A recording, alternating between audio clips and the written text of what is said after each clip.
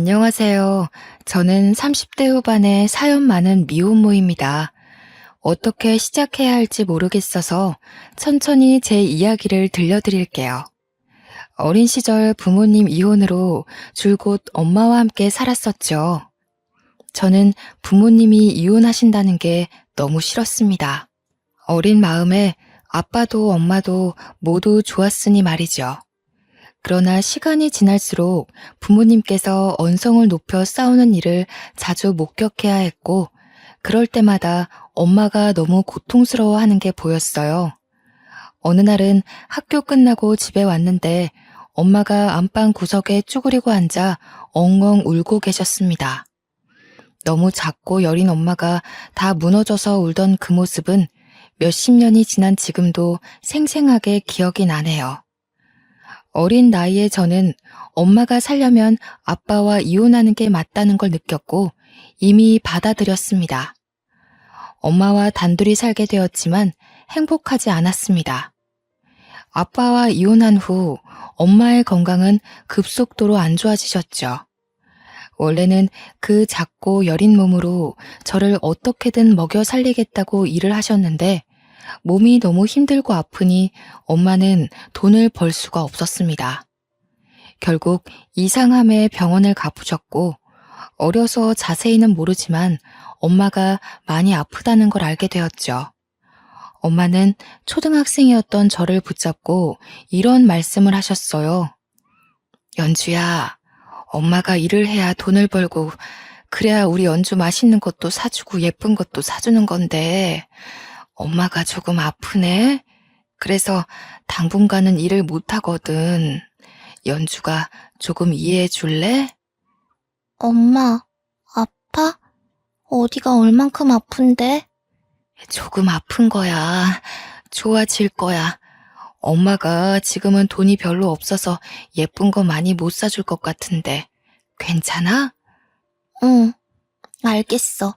근데 엄마 많이 아픈 거 아니지?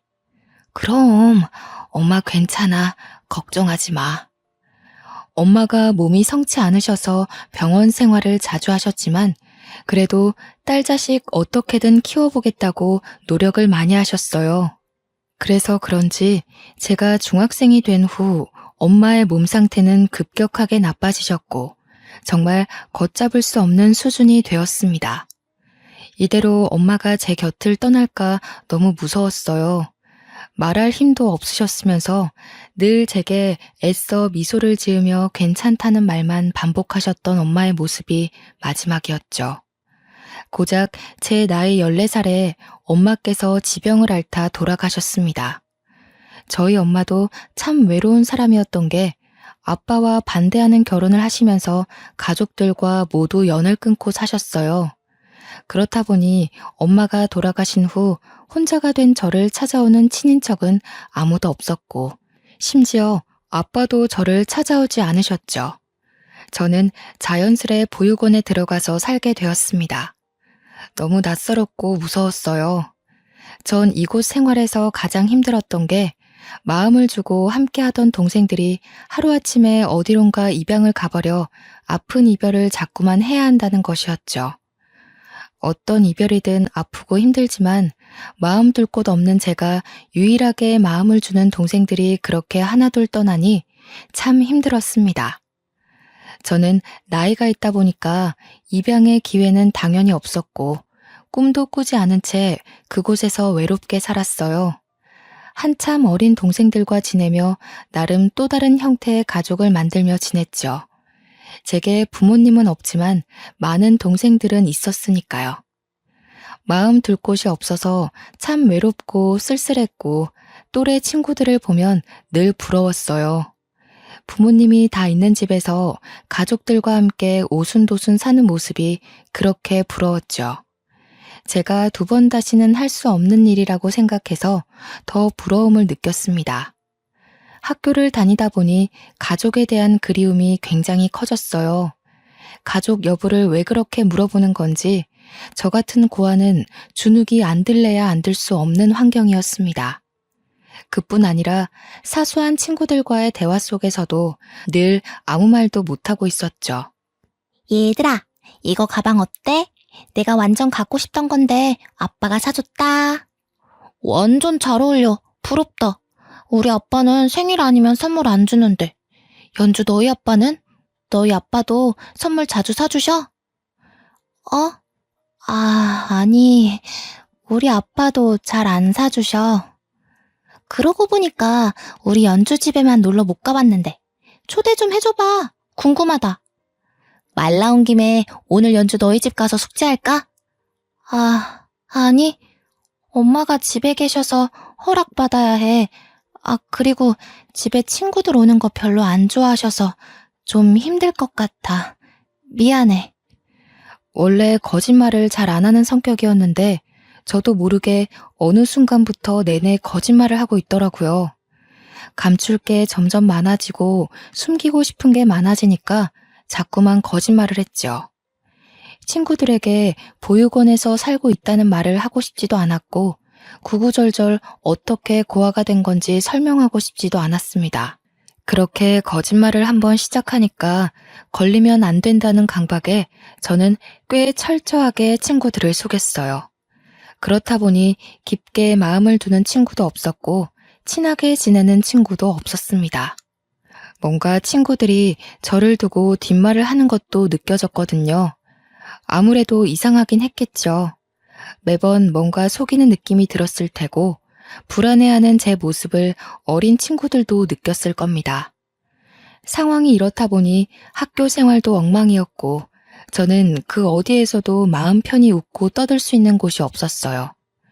보육원에서 나름의 보살핌을 받다 보니 어느새 시간이 훌쩍 지나버렸고 저는 성인이 되었습니다.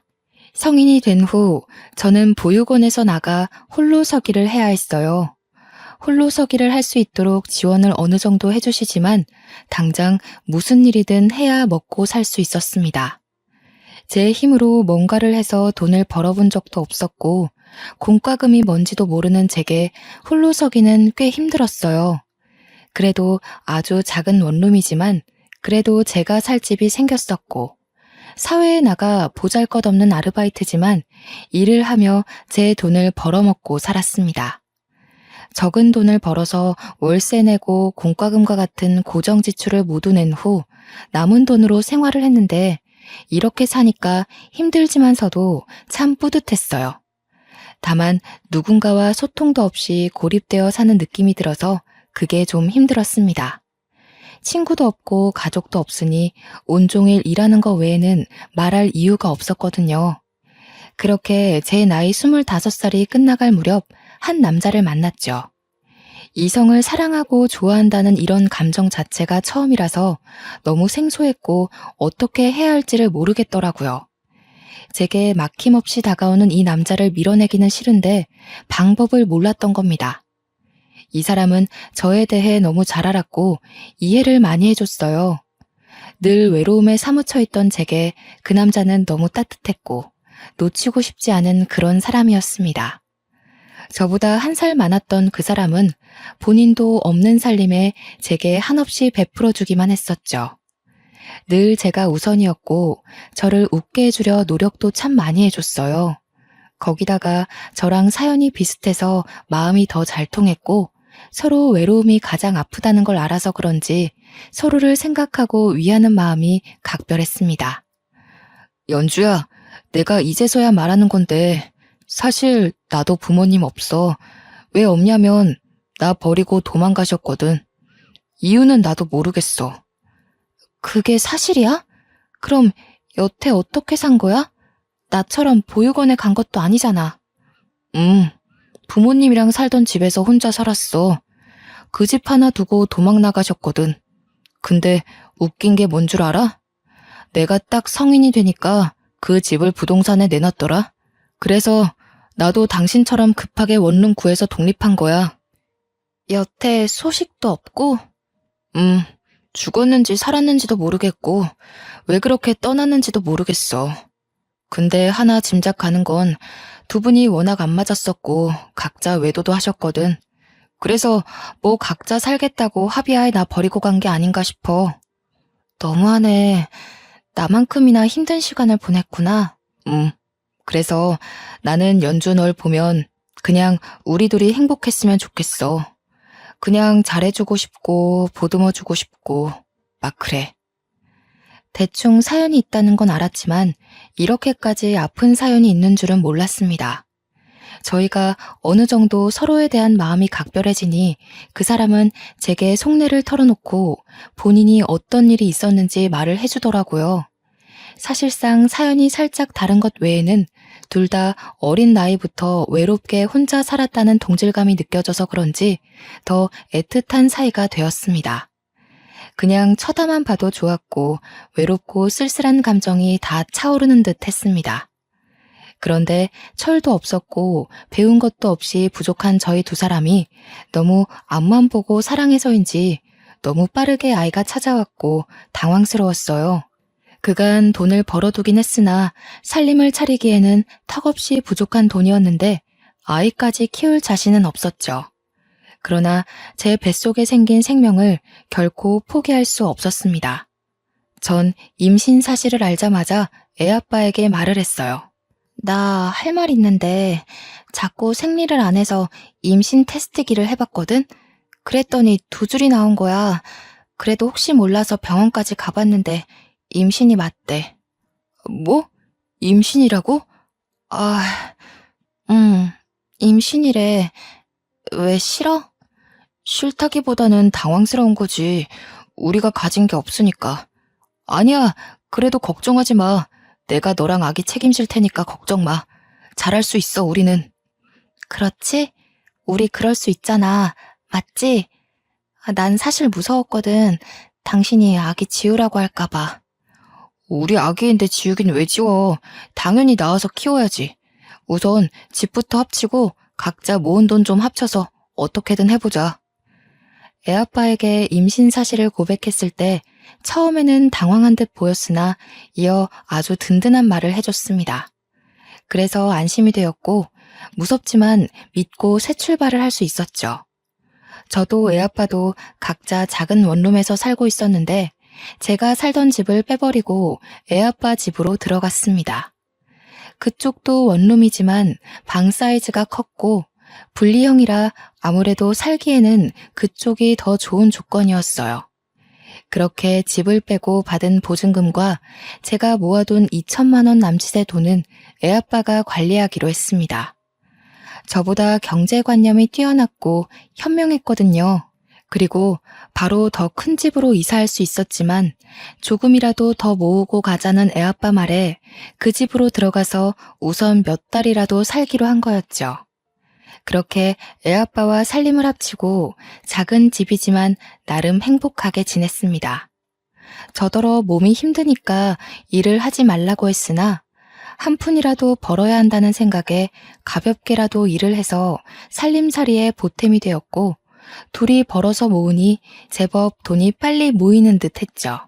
당장은 너무 없는 살림이고 부족한 게 많지만 애아빠도 저도 뚝심이 있고 악바리 근성이 있기 때문에 뱃속에 아이 하나 굶기지 않고 잘 살 자신이 있었습니다. 그런데 이 행복은 너무 빨리 끝나버렸어요.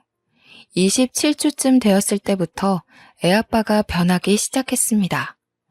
일도 잘하지 않고 매일 밤 친구들과 어울려 술을 마셨고 그 술자리에는 모르는 여성들도 있었죠. 처음 한두 번은 말로 잘 타이르고 그러지 말라고 했으나 빈도수가 늘어나더니 결국 언성을 높여 싸우는 날들이 많아졌습니다. 당신 정말 왜 그러냐고. 곧 있으면 우리 꼼꼼히 태어날 건데 갑자기 이렇게 철없이 굴면 어떡해? 임신한 나도 일을 하고 있는데 당신이 일도 안 하고 술 마시면서 놀 때야? 아씨 짜증나게. 너는 왜 나만 보면 떽떽거리고 잔소리를 하냐? 네가 엄마야? 네가 무슨 자격으로 이래라 저래라 훈계질이야 열받게. 나도 사람인데 힘들지 않겠어? 당신 힘든 거 내가 몰라? 노는 것도 좋고 다 좋다고. 근데 일은 해야 할 거 아냐. 일도 안 하고 하루 종일 퍼질러 자다가 밤만 되면 술 마시러 나가는데 이걸 내가 어떻게 이해해 주길 바라는 건데? 야, 너 한마디만 더 해봐. 막말로 너도 그 뱃속에 애새끼도 다 버리고 싶은 거 겨우 참고 있는 건데 자꾸 그렇게 열받게 하면 너희 둘 다 버리고 잠수 타버린다. 뭐? 당신 미쳤어? 어떻게 그런 말을 해? 됐어. 나도 다 필요 없으니까 내 돈 내놔. 당신 불안해서 돈 못 맡기겠으니까 내 돈 줘. 어쩌냐? 네 돈 하나도 없는데. 그거 내가 투자 좀 했는데 말아먹었거든. 우리 재산이 아마 영원일걸? 뭐? 당신 진짜 제정신이야? 어쩌려고 그래 대체? 왜 그러냐고.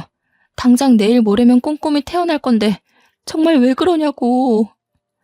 애아빠는 점점 변하다 못해 저희 두 사람의 전 재산으로 돈놀이를 했습니다.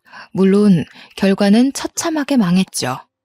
이렇게 싸우는 빈도수가 늘어나다 결국 애아빠는 만삭인 제게 손찌검까지 했고 제게 말도 없이 살던 집을 빼버렸습니다. 결국 만삭인 배를 부여잡고 간단한 옷까지만 챙겨서 그 집에서 나와야 했어요. 돈도 없고 오갈 곳도 없어 너무 막막하던 저는 길바닥에서 얼마나 울었는지 모르겠습니다. 저런 사람도 애아빠고 남편이라고 믿고 돈을 다 맡긴 제 스스로가 너무 한심하게 느껴졌죠. 이후 미혼모 쉼터에서 생활을 하게 되었고 애아빠의 소식을 찾아보려 했으나 얼마나 꽁꽁 숨었는지 찾을 수도 없었습니다. 솔직한 심정으로 살 자신이 없었고 막막했어요. 그러나 이 극한 상황에 이악 물고 진통 다 겪어가며 낳은 제 딸아이를 보면 전 살아야 했습니다. 저 하나 믿고 이 세상에 나와준 딸아이를 제가 지켜주고 싶었죠. 미혼모 쉼터에서 생활을 하며 간간히 일을 했고 모으기에는 턱없이 부족한 돈이었으나 아이와 어떻게 입에 풀칠은 하고 살았습니다. 고작 이런 엄마라서 너무 미안했어요. 해주고 싶은 것도 너무 많았고 저와는 다르게 부모 사랑 듬뿍 주며 아이를 키우고 싶었는데 아이와 살 집도 없어 미혼모 쉼터의 작은 방에서 아이와 둘이 사는 게 너무 속상했습니다. 그래도 다행이었던 건 옆방에 있던 미혼모 동생과 친해져서 서로를 배려해주기로 했어요. 저는 야간 시간에 일을 할 거라 그 시간대에 동생이 제 딸을 함께 봐주었고 반대로 오전에는 그 동생이 일을 해서 제가 아이를 함께 봐주었죠. 이렇게 서로 도와주지 않으면 결코 일을 할 수가 없는 상황들이라 공동 육아를 하며 돈을 벌었습니다. 미혼모로 사는 게 결코 쉽지 않았어요. 아이를 혼자 육아해야 하는 건 솔직히 상관이 없었는데 혼자 육아를 하다 보니 일을 할 수 없다는 게 힘들었습니다. 아이만 보자니 생계 유지가 쉽지 않았고 생계 유지를 하자니 아이를 볼 수 없는 답답한 상황의 연속이라 이게 가장 힘들었죠. 거기다가 너무 작은 딸아이를 두고 나오는 게 발길이 떨어지지도 않았습니다. 그러나 저는 부족한 엄마라서 남들보다 더 이를 악물고 최선을 다해야 했어요. 그러던 중 미혼모 쉼터에서 나와야 하는 날이 다가오고 있었습니다. 거기가 무슨 숙박업소가 아니기에 쭉 장기간 있을 수는 없는 노릇이라 나와야 했고 너무 형편없는 집이지만 작은 원룸을 구해 아이와 살게 되었죠. 좋은 것만 먹이고 입히고 다 해주고 싶은 마음과는 다르게 끼니나 제대로 챙겨주면 다행일 정도로 형편없는 엄마인 제가 너무 싫었습니다. 그렇게 아이와 독립을 한 후의 삶은 처참했어요. 아이를 맡길 곳도 없고 맡길 돈도 없었기에 함께해야 했는데 아이를 데리고 일할 수 있는 곳을 찾는 게 결코 쉬운 일은 아니었습니다. 유모차 하나 살 돈도 없는 형편이라 애를 안고 업고 다니며 이리저리 일자리를 구했으나 하나같이 돌아오는 말은 똑같았어요. 아기가 정말 순해서 울고 보채지도 않을 거예요. 그냥 같이만 있을 수 있게 해주시면 정말 열심히 할게요. 사장님, 저 일 좀 할 수 있게 도와주세요. 제가 미혼모라 아이를 맡길 곳이 없거든요. 누가 일터에 애를 데리고 와서 일을 합니까? 막말로 그쪽이 사장이면 애 달고 나오는 직원을 뽑겠어요? 혼자 나오는 직원을 뽑겠어요? 이건 어쩔 수 없는 거니까 그냥 가세요. 아, 사장님, 제발요. 저 정말 누구보다 열심히 할 수 있어요. 제발 부탁드릴게요. 아, 진짜 왜 그래요, 불편하게. 나도 돈 주고 사람 부리는 입장인데 사정 다 봐주면서 눈치 보며 직원 뽑을 이유는 없잖아요. 그만하고 나가세요. 아니면 뭐 밥이라도 한 끼 먹고 가던가요. 그렇게 혼자 못 키울 거면 애 아빠한테 보내지. 왜 고집 부려서 둘 다 힘들게 삽니까? 제가 일자리를 구하면서 가장 많이 들은 말이 능력도 없으면서 애를 왜 데리고 있냐는 말이었어요. 본인만 힘든 게 아니라 애도 힘든 건데 애 아빠한테 보내라고 말이죠. 물론 저들은 사정을 모르니 그렇게 말할 수 있겠다는 생각이 들면서도 막상 들으면 가슴이 저릿했습니다.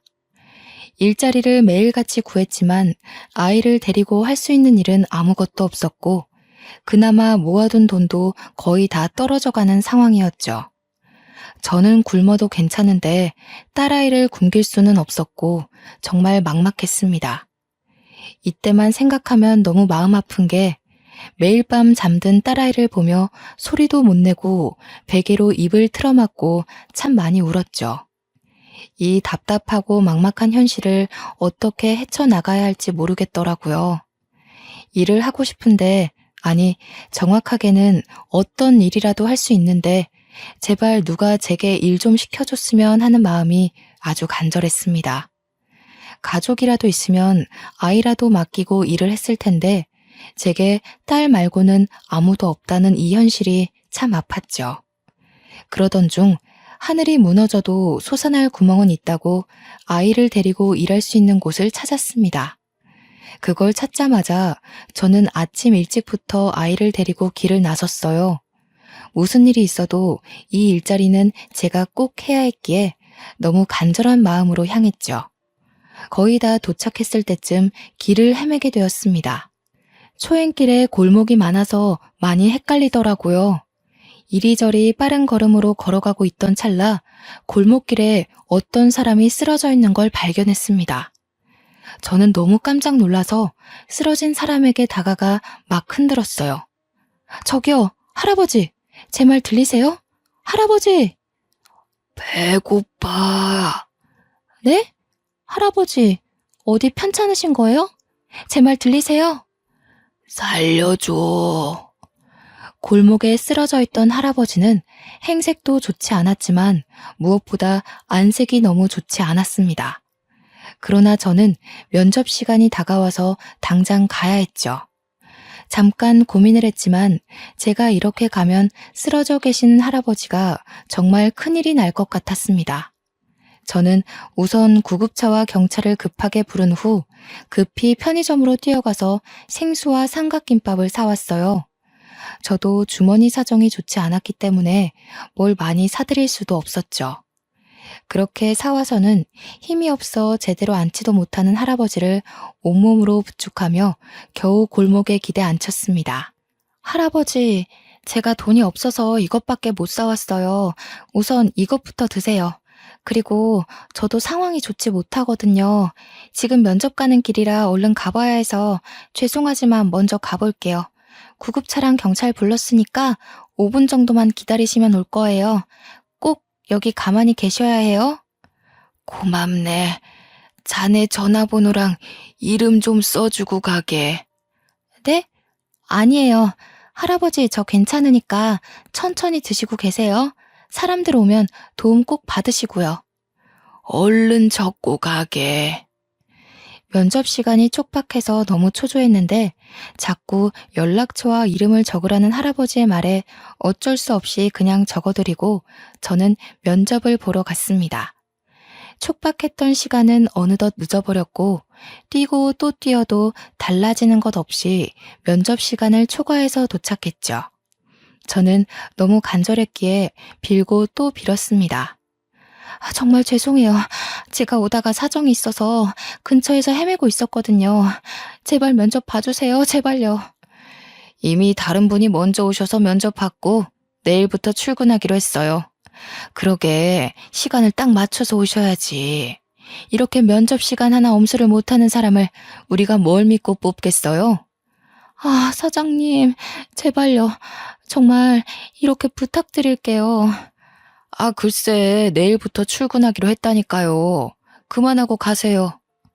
그렇게 면접도 못 보고 허무하게 집으로 돌아와야 했습니다. 내 코가 석자인데 대체 누굴 도운 걸까? 저는 또 제 탓을 했어요. 뭐가 그렇게 착하다고, 언제부터 그렇게 착했다고, 왜 그랬을까 싶었죠. 이때가 정말 막막했던 게 남은 잔고가 고작 17만 원 돈이었고 당장 일을 하지 않으면 정말 딸아이랑 굶어 죽을 수도 있겠다는 생각뿐이었습니다. 참 앞이 보이지 않는 이 현실을 어떻게 헤쳐나가는 게 좋을지 모르겠더라고요. 돈이 떨어지는 게 눈에 보이니까 앞날이 걱정되어선 라면 한 개로 하루를 버틸 수밖에 없었습니다. 라면을 쪼개고 쪼개서 끓여 먹고 물을 많이 넣고 끓인 싱거운 국물로 배를 채우며 살았죠. 이 당시에 삶이 너무 막막하니까 잠든 애를 두고 야간에라도 나가서 일을 해볼까, 어떻게 할까 별 생각을 다 했어요. 그런데 애가 아직 어리기도 했고 그다지 안전한 아파트도 아니라서 혹시라도 아이한테 무슨 일이 생길까 무서웠습니다.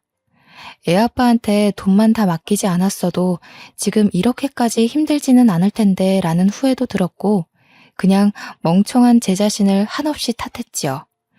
제가 이렇게 못나서 딸아이가 고생하는 것도 너무 미안했고 작은 원룸에 답답하게 내내 갇혀있는 것도 너무 미안했어요. 워낙 집이 작고 방음이 좋은 편도 아니라서 애가 밤에 울면 옆집이고 앞집이고 다 찾아와서 막 욕도 하고 언성도 높이고 그러더라고요. 안 그래도 무너지는 저를 더 무너뜨렸습니다. 마음껏 울지도 웃지도 못하게 하고 장난감도 사주지 못하는 저 같은 사람도 엄마라고 아이를 낳아서 이렇게 고생시키는구나 싶었죠. 상황이 이렇게 극한 상황이 되니까 아이를 낳지 말 걸 후회도 했습니다. 저야 똑같은 상황으로 돌아가도 우리 딸 낳을 것이만 딸아이를 생각하면 이런 능력 없는 엄마한테 태어나게 만든 게 너무 미안해서 후회가 되더라고요. 리아야, 엄마가 미안해. 엄마가 엄마라서 너무 미안해. 우리 리아 맛있는 것도 사주고 장난감도 사주고 엄마가 그러고 싶은데 아무것도 못해줘서 너무 미안해 우리 딸. 매일 이렇게 딸아이에게 사과를 하며 지냈고 이날도 여느 때처럼 울고 보채는 딸아이에게 죄스러운 마음에 미안하다며 다독이고 있었습니다. 그런데 아이와 집에 있는데 갑자기 누군가 찾아온 겁니다. 저희 모녀가 사는 이 집에 찾아올 사람이 아무도 없었기에 조금 무서웠죠. 가끔 찾아온다고 해봤자 아이 울음소리 시끄럽다고 찾아오는 옆집, 앞집 남자들이라 선뜻 문을 열어주기 힘들었습니다. 누구세요? 나일세. 문 좀 열어보게나. 네? 누구세요? 나한테 준 삼각김밥이랑 물 갚으러 왔으니까 문 좀 열어보게나. 저는 정말 화들짝 놀랐습니다. 대낮에 저희 집을 찾아온 사람은 길가에 쓰러져 계셨던 할아버지셨죠. 제 면접을 망치게 했던 장본인이라 제가 많이 원망하고 있었던 그 할아버지가 너무 말끔한 차림으로 건장한 남자 둘과 함께 찾아온 거예요. 행색이 좋지 않았던 모습은 온데간데 없었고 정말 당황스러웠습니다. 순간 저는 반가운 반 신기한 반의 마음으로 문을 열어드렸죠. 할아버지는 저를 보며 환하게 웃어주셨고 함께 온 남자들의 손에는 과일부터 시작해서 한우에 아기 옷과 온갖 먹거리들이 잔뜩 들려 있었습니다. 제가 정말 제대로 먹지도 못하고 살아서 그런지 손에 들린 과일과 한우가 눈에 먼저 들어오더라고요. 늘 너무나도 배고팠거든요. 배고픔을 뒤로하고 자리에 앉아서 할아버지께 들은 얘기는 아주 놀라웠어요. 저번에 얼핏 봐도 아주 예쁘더니 딸내미가 아주 인형이네. 아니 할아버지, 그런데 이게 다 뭐예요? 자네는 그날 내가 노숙자인 줄 알았겠지만 사실 그렇지 않네. 길을 가고 있었는데 갑자기 누군가 나를 노리고 와서는 폭행을 하고 지갑에 핸드폰까지 다 뺏기고 쓰러져 있었지. 사람들도 참 나쁜 게 꽤 오랜 시간 쓰러져 있었는데 아무도 날 돕지 않더라고. 그런데 나는 뭐 몸도 못 가누겠고 딱 이러다 죽겠다 싶었는데 자네가 날 도와준 거네. 아, 그런 사연이 있으셨군요. 그래, 그런 자네에게 꼭 보답하겠노라 싶어 연락처랑 이름을 물어봤었잖아. 내가 정신 차리고 치료받고 하면서 자네에 대해 알아보니 딱해도 이렇게 딱할 수가 없더라고. 이런 상황에서 애를 혼자 어떻게 키우겠어. 안 그래? 그리고 알아보니 그날도 급하게 면접 가던 길이었는데 날 도왔다는 걸 알고 내가 참 감동했네. 네, 뭐 도와드려야죠. 그래서 이제는 내가 자네를 도울 차례니까 앞으로의 삶은 걱정 말게나. 세상에 먹고 살기도 힘든 애 엄마가 애까지 없고 길바닥에 쓰러진 노인네를 구해주는 게 말이 쉽나? 난 정말 감동했네. 그날 만난 할아버지께서는 이런저런 말씀을 해주셨는데 처음에는 그냥 어느 정도 여유가 있으신 분처럼 느껴졌습니다. 그런데 대화를 하며 알고 보니 이름만 들으면 알만한 기업의 회장님이셨죠. 할아버지께서는 제가 아니었다면 이 세상에 없는 사람이었을 거라며 생명의 은인이라고 저를 높여주셨어요. 솔직히 이때까지만 해도 얼떨떨해서 별 반응을 하지 못하고 있었습니다. 어느 정도 이런저런 얘기를 마치신 할아버지께서는 제게 어떻게 도움을 주실지 말씀을 하셨죠. 제 모든 사정을 알고 오셔서 제가 얼마나 힘들게 사는지 알고 계셨어요. 그래서 제가 앞으로 아이와 함께 안정적이게 먹고 살 수 있는 일자리를 주겠다고 하셨습니다. 전 솔직히 일자리를 주겠다는 것만으로도 너무 감사했어요. 제가 가장 원하던 게 일자리니까요. 그런데 할아버지는 단순히 일자리를 주시는 게 아니었습니다. 이번에 요식업을 하려고 준비 중이셨는데 할아버지께서는 제게 본점 하나를 내주시며 앞으로 평생 본점을 운영하며 아이와 함께 넉넉히 먹고 살라고 하셨죠. 그리고 본점을 운영하는 이상 할아버지와의 연도 끊어지지 않을 테니 앞으로는 친할아버지라 생각하고 힘들면 힘들다, 행복하면 행복하다, 소통하며 지내자고 손을 내밀어 주셨습니다. 살다 살다 이런 호의를 받아본 적이 없어서 꿈만 같고 그냥 눈물이 흘렀어요. 할아버지, 이거 정말 진심인 거예요? 저 그 본점이라는 거 죽을 때까지 평생 제가 운영해도 되는 거예요? 그래, 가족도 없이 애를 어떻게 키워? 애는 원래 다 같이 모두가 함께 키우는 거야. 앞으로 네 할애비다 생각하고 지금처럼 할아버지 이렇게 부르고 연락도 자주 하고 그래. 알겠지? 정말 감사해요. 너무나도 감사해서 뭐라고 말씀을 드려야 할지 모르겠어요. 이게 다 네가 인품이 좋아서 생긴 일이니까 너무 감사할 필요도 없어. 그저 주어진 것들에 최선을 다하면 그만이야. 너한테 본점을 맡긴 이유도 너라면 해낼 수 있을 것 같아서다. 기대하마. 네, 그럼요. 저 이악 물고 최선을 다할 거예요. 이렇게 도와주신 거 보답해야죠. 보답한다는 마음으로 살지 말고 너를 위해 살아라. 너는 좀 이기적이게 살아도 괜찮겠어. 할아버지께서는 여기서 그치지 않고 더 완벽하게 저를 살 수 있게 도와주셨습니다. 제가 운영하게 된 가게 근처로 이사까지 도와주셔서 딸아이와 드디어 집다운 집에서 쾌적하게 살 수 있었죠.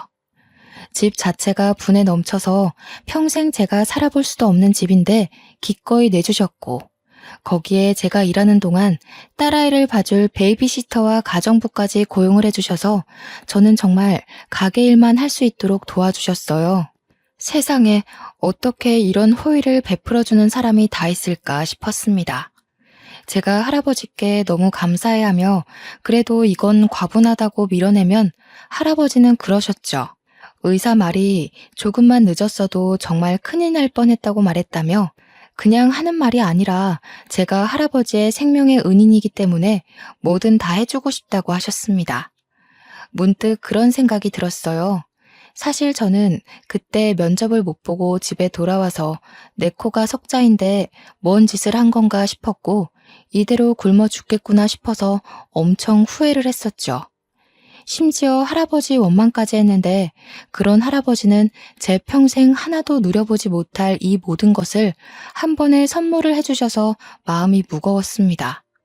할아버지께 솔직하게 말을 했었는데 본인 같아도 도와줘 놓고 후회했을 거라고 그건 이기적이고 나쁜 게 아니라 살아야 하고 애를 키워야 하는 엄마라서 그런 거라며 이해해 주셨어요.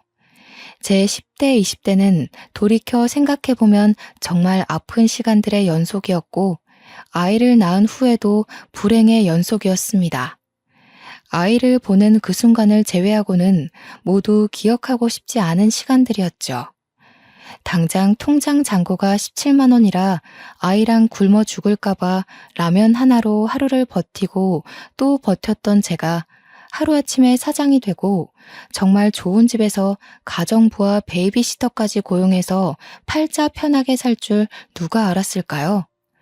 가정부까지는 고용해주지 않으셔도 괜찮았는데 가게에서 온종일 힘들게 일했으니 집에서는 하지 말라고 하시더라고요. 적어도 집에 있는 시간만큼은 딸아이와 온전하게 보내라는 말씀을 해주시는데 참 훌륭하고 멋졌습니다. 한치 앞도 모르는 게 사람 인생이라고 하지만 제 인생은 그야말로 로또 1등이 약 100번 정도 당첨되는 정도의 행운이 아닐까 싶습니다. 시간이 꽤 흐른 지금은 가게도 자리를 잡았고 모든 게 안정적으로 흘러가고 있어요. 그 어렸던 딸아이도 무럭무럭 건강하게 잘 자라주고 있습니다. 제가 지금 가장 행복한 건 딸아이에게 좋은 것만 입히고 먹이고 보여줄 수 있다는 것이에요. 그리고 배우고 싶다는 거, 하고 싶다는 걸 돈 걱정 없이 다 해줄 수 있는 엄마라서 행복합니다. 여전히 회장님과는 할아버지라 부르며 사적으로 잘 지내고 있어요. 저희 집에도 자주 놀러 오시고 저희 딸내미를 손녀딸로 생각해 주시고 이것저것 얼마나 해주시는지 모릅니다. 외로운 저희 모녀에게 너무 든든한 할아버지가 생겨서 명절에도 외롭지 않게 보내고 있어요. 회장님은 제게 할아버지 같기도 하지만 아버지 같기도 한 너무 귀한 존재입니다. 제가 한 번은 물어본 적이 있어요.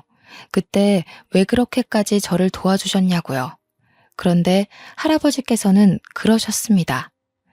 의식이 흐릿한 와중에 본 제 모습은 언뜻 봐도 배고파 보였다고 해요.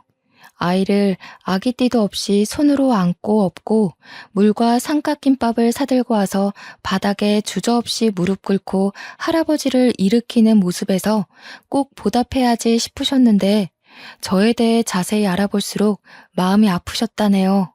할아버지도 어려서부터 참 없이 컸는데 지금도 여전히 힘들게 사는 제게 뭐든 해주고 싶으셨다고 하셨습니다. 아마 할아버지를 그때 그렇게 만나지 않았더라면 지금쯤 저와 딸은 어떻게 살고 있을까요? 여전히 돈에 허덕이며 하루하루를 숨막히게 살고 있을 겁니다. 제가 이렇게 자리를 잡고 행복하게 살아가고 있을 때 애아빠한테 연락이 왔었어요. 솔직히 생각도 안 나고 살고 있었던 터라 많이 놀랐습니다. 여보세요? 연주 맞니? 세월이 그렇게 지났는데 목소리만 들어도 알겠네. 무슨 일이야? 내 번호는 어떻게 알았어? 어떻게 알았지. 잘 지내고 있다고 소식 들었어. 왜 전화했냐고. 연주 너 나 미운 거 알고 원망하는 것도 아는데 그땐 내가 너무 어렸고 철이 없었어. 미안하다. 정말 늦었지만 우리 지금이라도 다시 시작해보는 건 어떨까? 별 미친 소리를 다 듣겠네. 너 나 어떻게 살고 있는지 알고 연락했지? 왜? 너무 잘 나가니까 배 아파? 콩고물이라도 떨어질까봐 옆에 있고 싶지? 머리가 있으면 생각이라는 걸 좀 해봐. 내가 뭐가 아쉬워서 너랑 다시 살아? 재혼을 할 거면 내 수준에 맞는 남자랑 재혼해서 살지 않을까? 너도 참 뻔뻔하다. 나랑 리아 그렇게 힘들게 살 때는 모른 척 나타나지도 않더니 이제 와서 같이 살자고? 미친놈. 그때는 내가 너무 어렸다니까. 내가 너보다 더 어렸어, 나쁜 놈아. 2번 다시 연락하지 마. 너 같은 놈한테 원망 쏟을 가치도 못 느끼겠다. 웃기게도 애아빠는 저 이후에도 꾸준하게 매달리고 가게까지 찾아왔었습니다. 딱 겉보기에도 망나니 같아 보였는데 혹시 몰라 할아버지께 부탁을 해서 뒷조사를 좀 해보니 여전히 돈놀이를 하는 망나니였죠. 어쩌면 그때 그렇게 헤어진 게 정말 잘한 일이라는 생각이 들었어요. 그리고 한편으로는 조금 슬펐습니다. 저는 몰라도 본인 딸인데 어쩜 저렇게 모질게 정도 안 주고 모른 척 할 수 있을까 싶었거든요. 솔직히 이런 감정을 느낄 가치도 없는 사람이라는 건 알고 있지만 씁쓸한 건 어쩔 수 없더라고요. 애아빠의 지속적인 집착과 괴롭힘에 그냥 깔끔하게 신고를 했고 그 이후 몇 년이 흐른 지금까지 제게 연락 한 번 없이 조용히 지내고 있습니다. 본인도 양심이라는 게 있으면 그만해야죠. 딱 지금처럼만 딸아이와 할아버지와 행복하게 오래오래 좀 살고 싶습니다. 제가 이제서야 조금씩 할아버지께 효도를 하고 있기 때문에 꼭 오래 저희 모녀 곁에 있어 주셨으면 하는 바람이에요. 제 사연을 모두 들어주셔서 감사드리고 혹시 벼랑 끝에 아슬아슬 서 있으신 분들이 계신다면 꼭 해결책은 있다고 말씀드리고 싶습니다. 모두 행복하시길 바라며 마무리할게요. 감사합니다.